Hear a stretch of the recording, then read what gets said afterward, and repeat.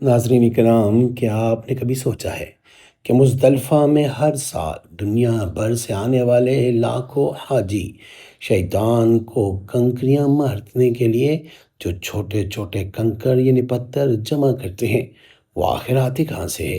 ہر سال کروڑوں کنکریاں استعمال ہوتی ہے، پھر بھی مزدلفہ کبھی خالی کیوں نہیں ہوتا؟ کیا یہ صرف ایک قدرتی نظام ہے یا اس کے پیچھے کوئی حیران کن انتظام موجود ہے؟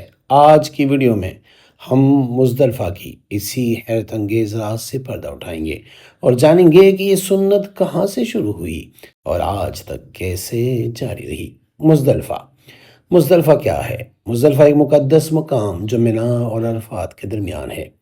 حجاجی کرام 9 ذی الحجہ کو عرفات میں وقوف کے بعد غروبی آفتاب کے بعد مزدلفہ پہنچتے ہیں۔ یہاں حاجی مغرب اور عشاء ایک ساتھ ادا کرتے ہیں، کھلے آسمان کے نیچے رات گزارتے ہیں اور اگلے دن رمی جمرات کے لیے کنکریاں جمع کرتے ہیں۔ یہ رات عبادت، دعا اور عاجزی کی رات ہوتی ہے۔ کنکریاں جمع کرنے کی سنت کہاں سے آئی؟ یہ عمل ایک رسم نہیں بلکہ حضرت ابراہیم علیہ السلام کی عظیم سنت ہے۔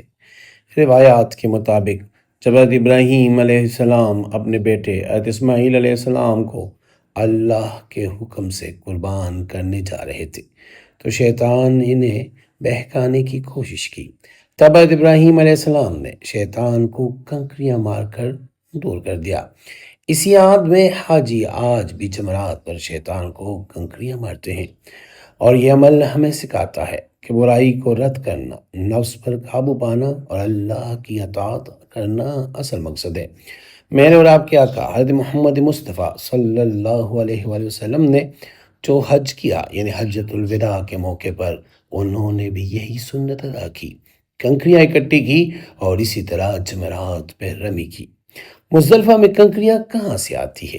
اب اصل سوال، ہر سال لاکھوں حاجی کم از کم 49 یا 70 کنکریاں جمع کرتے ہیں۔ ذرا حساب لگائے، اگر صرف 20 لاکھ حاجی بھی آئے اور ہر روز 49 کنکریاں لے تو تقریباً کتنے بنتے ہیں؟ السلام علیکم ورحمۃ اللہ وبرکاتہ۔ میں ہوں آپ کا اپنا سید اخلاق حسین شاہ اور آپ دیکھ رہے ہیں روحانی ہیلنگ اکیڈمی۔ اگر ابھی تک آپ نے ہمارے چینل کو سبسکرائب نہیں کیا تو برائے مہربانی ہمارے چینل کو سبسکرائب کریں اور بیل آئیکن کو کلک کریں تاکہ ہماری ہر نئی آنے والی ویڈیو کا نوٹیفیکیشن آپ کو بر وقت مل سکے۔ ذرا حساب لگائیں، اگر 20 لاکھ حاجی ہو اور ایک حاجی 49 کنکریاں لے تو تقریباً 9 کروڑ 80 لاکھ سے زائد کنکریاں استعمال ہو جاتی ہے۔ تو پھر مزدلفہ خالی کیوں نہیں ہوتا؟ اس کی چند وجوہات ہیں۔ نمبر 1، قدرتی زمینی ساخت۔ مزدلفہ ایک پتھریلا علاقہ ہے۔ یہاں کی زمین میں قدرتی طور پر چھوٹے پتھر ہے یعنی بجری پائی جاتی ہے اور کنکر بکثرت پائے جاتے ہیں۔ ہزاروں سال سے موسم، بارش اور زمینی کٹاؤ ان پتھروں کو چھوٹے کنکریوں میں تبدیل کرتے رہتے ہیں۔ دوسرے نمبر پہ پہاڑی علاقہ ہے۔ مزدلفہ کے ارد گرد پہاڑ موجود ہے۔ وقت کے ساتھ پتھر ٹوٹتے ہیں، رگڑ کھاتے ہیں اور نیچے آ کر چھوٹے کنکریوں کی شکل اختیار کر لیتے ہیں۔ نمبر 3، صفائی اور انتظام۔ سعودی حکومت حج کے بعد جمرات اور اطراف کی مکمل صفائی کرواتی ہے۔ بہت سی استعمال شدہ کنکریاں صفائی کے دوران ہٹا دی جاتی ہے۔ اس کے علاوہ بعض علاقوں میں زمین کو برابر بھی کیا جاتا ہے، یعنی یہ جگہ صرف قدرتی نہیں بلکہ منظم بھی رکھی جاتی ہے۔ کیا حاجی وہی استعمال شدہ کنکریاں اٹھاتے ہیں؟ نہیں، عام طور پر حاجیوں کو ہدایت دی جاتی ہے کہ صاف، نئی اور مناسب سائز کی کنکریاں جمع کریں۔ استعمال شدہ کنکریاں دوبارہ استعمال کرنا پسندیدہ نہیں سمجھا جاتا اور اس کو سنت کے خلاف سمجھا جاتا ہے۔ کنکری کتنی ہونی چاہیے؟ کنکری نہ بہت بڑی نہ چھوٹی، تقریباً چنے کے دانے جتنی۔ مزدلفہ میں رات گزرنے کی حکمت کیا ہے؟ مزدلفہ صرف کنکریاں جمع کرنے کی جگہ نہیں، یہ انسان کو سادگی سکھاتا ہے۔ سوچئے، دنیا بھر سے آئے ہوئے لوگ، نہ ہوٹل، نہ بستر، نہ آسائش، صرف زمین، آسمان اور اللہ۔ یہ منظر انسان کو یاد دلاتا ہے کہ اصل زندگی سادگی اور بندگی میں ہے۔ حیران کن حقیقت، حیرت کی بات یہ ہے کہ صدیوں سے یہ عمل جاری ہے۔ حضرت ابراہیم علیہ السلام کے زمانے سے لے کر آج تک لاکھوں لوگ ایک ہی سنت، ایک ہی مقام، ایک ہی مقصد، لیکن مزدلفہ آج بھی اسی طرح آباد ہے۔ یہ صرف انتظام نہیں بلکہ اللہ کی قدرت کی ایک نشانی بھی محسوس ہوتی ہے۔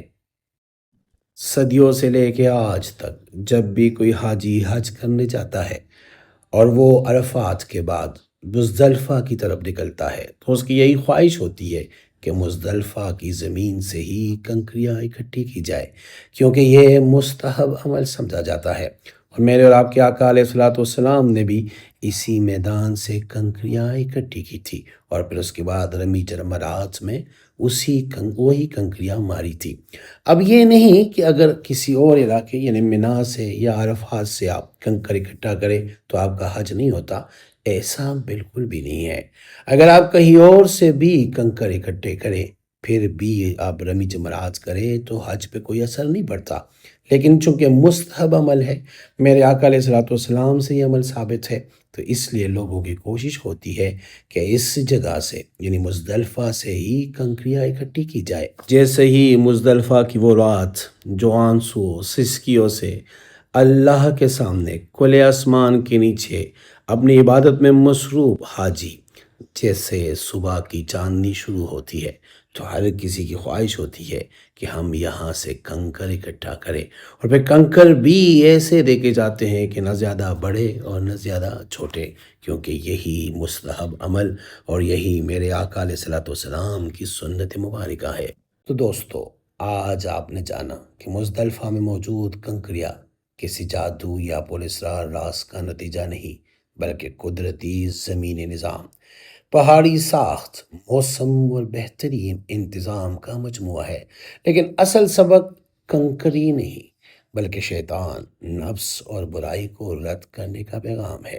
اور یہی حج کا اصل سبق بھی ہے کہ آپ میں عاجزی، صبر پیدا ہو جائے اور آپ نفس کو، شیطان کو شکست دیں۔ اور یہی وجہ ہے کہ ہم رمی جمرات میں شیطان کو کنکر مارتے ہیں۔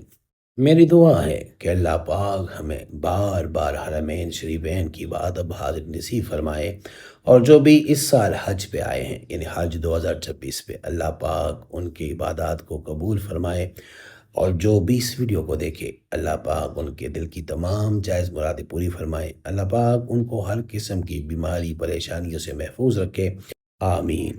امید کرتا ہوں آج کی ہماری یہ معلوماتی ویڈیو آپ کو پسند آئی ہوگی۔ اگر پسند آئی ہے تو برائے مہربانی اس کو لائک کرے، شیئر کرے تاکہ دوسرے بھی اس سے فائدہ اٹھا سکے، اور ہمارے چینل کو بھی لازمی سبسکرائب کرے اور کمنٹ میں لکھنا نہ بھولیے گا، لبیک اللہم لبیک۔ جزاک اللہ۔